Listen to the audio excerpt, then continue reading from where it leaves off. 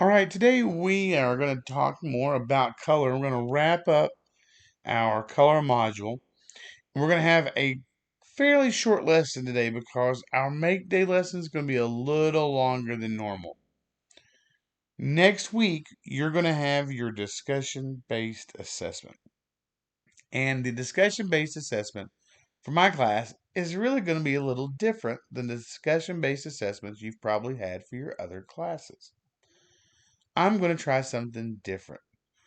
I'm going to give you an option of either playing a game to do your discussion based assessment, to complete your assessment.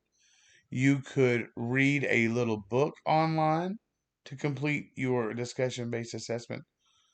Or you can come talk to me directly and we can have a discussion. And you can have your discussion based assessment that way.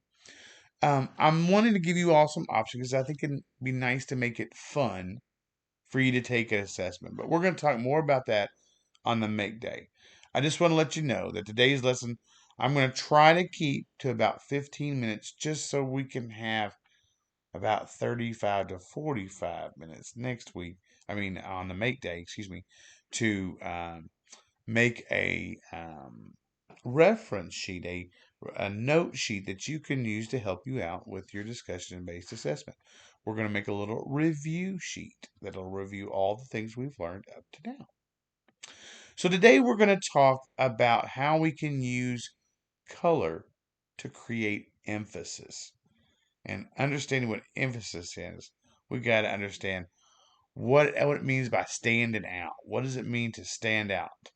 And so we're going to take a look at how we can blend and use colors to make something stand out.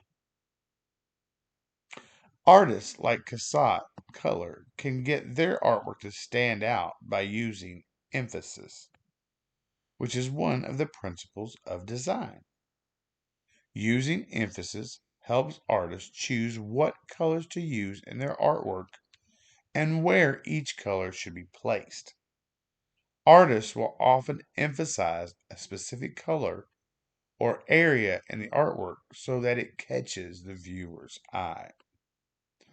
We often call this the focal point or that area of emphasis. Emphasis meaning the part of the a work of art that catches that viewer's eye most. So when we look at this work of art, the artist really wants us to focus sort of on that the white thing that she's working on there. So if we look at how these are changed by changing the background colors, in the original painting, the woman's dress contrasts with the background, which creates emphasis. We want to look at her because she's this light blue, where she's surrounded by all this red. When the flowers in the background are changed to match the color of the woman's dress, the emphasis is lost, and the woman blends into the background.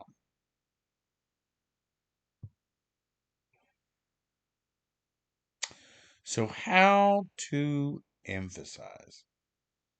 An artist can create emphasis in many different ways. Let's explore some of the tricks and techniques artists use to create emphasis with color in their artworks. One of the ways is to use complementary colors.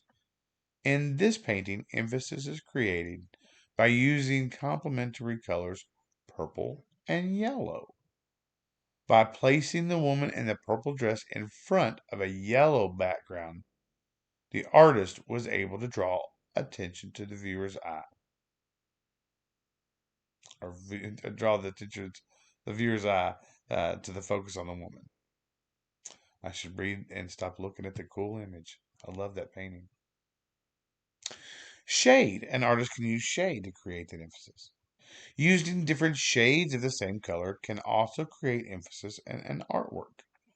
In this painting, the artist used different shades of green to draw the viewer's eye to the grass and plants.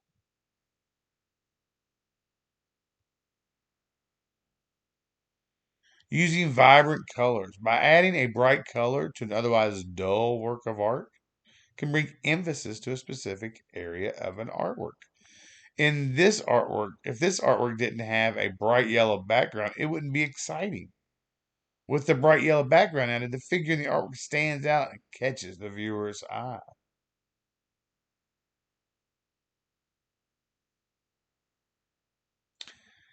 And by adding contour lines, using a dark color to outline an area with a contour line can emphasize part of an artwork. Without the contour line added, the dancing figures might not stand out as much against the background. So remember, contour lines are those lines that follow the outside object, the outside uh, outline of an object. Remember, those complementary colors are two colors that are opposite each other on the color wheel. This is blue and this is sort of orange. Blue and orange or the woman's hair is orange. So that blue and that orange are complementary colors. On the color wheel, they're opposite from each other.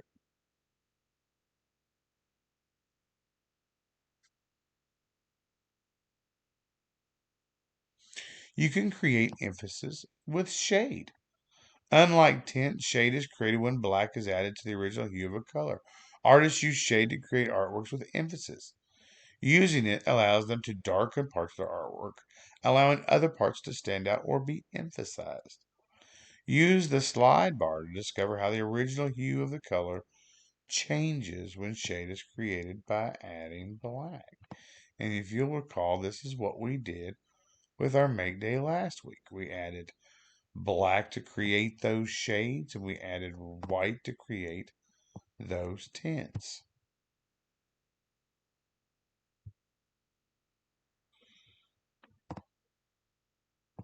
Oh, all right.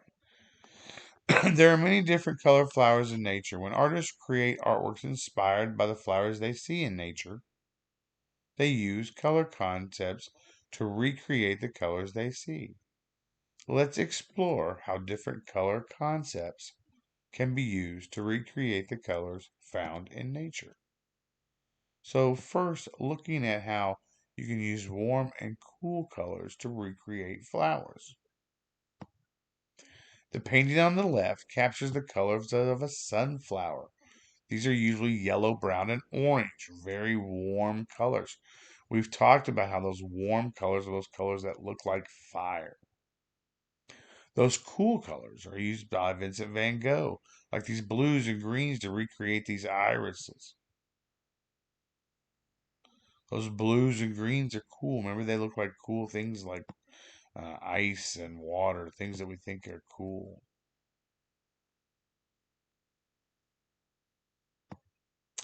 I like Chagall's painting. Excuse me. Using different intensities. Remember, we talked about intensities, how bright the color really kind of is. Look how bright that blue is. When you add white to it, it becomes a tint, it's less intense. When we add black to it, like maybe in this area here, it becomes a shade, again, less intense. That most intense is that brightest blue. To create the flowers in this painting, the artist used the intensity colors because those colors are bright, the high intensity colors. In the background's artwork, the artist uses both high and low intensity colors, which make the flowers stand out. So we see some of those bright colors here being used. Mostly these are sort of tints and shades, which allows these very, very bright or high intensity colors to kind of pop out.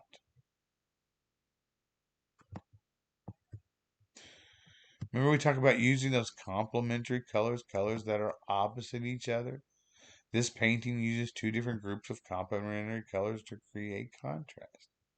What's the complementary color of blue that you see in this artwork? Well, if you'll remember, blue is opposite orange on the color wheel. So orange is that color. That complementary color to blue. You can use tints. Remember we talked about how you can use shades, but you can also use tints to create. And so if you look here, they've started with these high intensity colors, these reds, and add a little white. You can spot the original hue here, but we see those pinks and those light yellows being used, those tints. When we add white to a color, remember, we get a tint. The beauty of flowers. As an artist, you can choose if you want to paint your flowers from up close like Georgia O'Keeffe did, or from far away like Vincent van Gogh. Regardless of where you paint your flowers from, you can still use all of the color concepts to recreate what you see. Which of these artworks would we consider a landscape? And remember, landscapes are that artwork that shows scenery or countryside or land. Clearly, that's this one. We see the beautiful countryside here in this Van Gogh painting. So now we're going to talk a little bit about the studio time next week.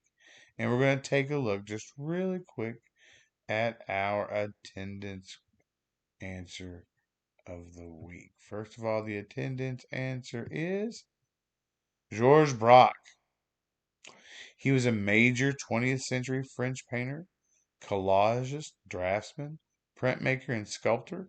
His most important contributions to the history of art were in his alliance with Fauvism and the role he played in the development of Cubism. And these Fauvists, or these painters, we call them the wild beasts, they made these beautiful paintings that used bright colors and broad brush strokes. And he also worked in Cubism. And the Cubists broke their paintings down into these little bitty areas and showed what they were painting from many different angles.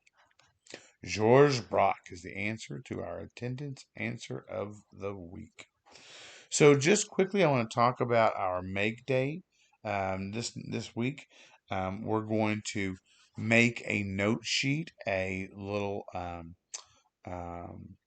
reference sheet that you can use when you take your assessment next week. And we're going to talk more on our make day about the different ways that you can take your assessment. All right, guys. I hope you had a great day. I look forward to see you on the make day.